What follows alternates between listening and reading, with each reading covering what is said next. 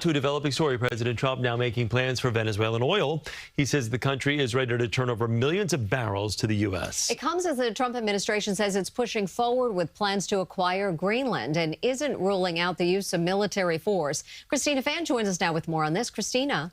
Mary and Chris, good morning. Under this plan, U.S. Energy Secretary Chris Wright would organize the process of transferring oil from Venezuela to the United States. President Trump did not offer details about where this oil would be coming from or who exactly authorized the transfer, but he did make it clear he will control the profits.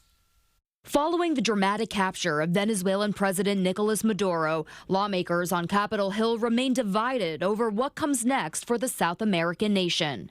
The potential of that oil reserve for Venezuela and the American people is unlimited. I think they're using our military to enforce 20-year-old contracts for oil companies, and I think it's wrong to use our soldiers in that way. In a social media post Tuesday, President Trump announced that Venezuelan leaders have agreed to turn over 30 to 50 million barrels of sanctioned oil to the United States, adding he will control the money from the sale to ensure it is used to benefit the people of Venezuela and the United States. This as U.S. oil executives are also expected to meet with Trump administration officials this week. We've got a lot of oil to drill, which is going to bring down oil prices even further. President Trump is also intensifying his focus on Greenland, with officials discussing a range of options for acquiring the territory, including utilizing the U.S. military. Greenland should be part of the United States. The president has been very clear about that. That is the formal position of the U.S. government. Greenland has its own government, but is a territory of Denmark, a NATO ally.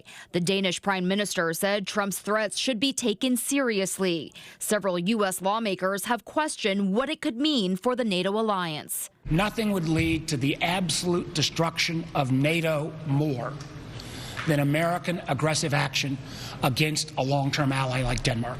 These are our allies. You don't treat our allies this way. I mean, it's embarrassing. President Trump has indicated he wants to settle this issue by the end of his second term. On Tuesday, the leaders of 7 European countries reaffirmed in a joint statement that Greenland belongs to its people. Back to you, Mary. Christina Fan, thank you.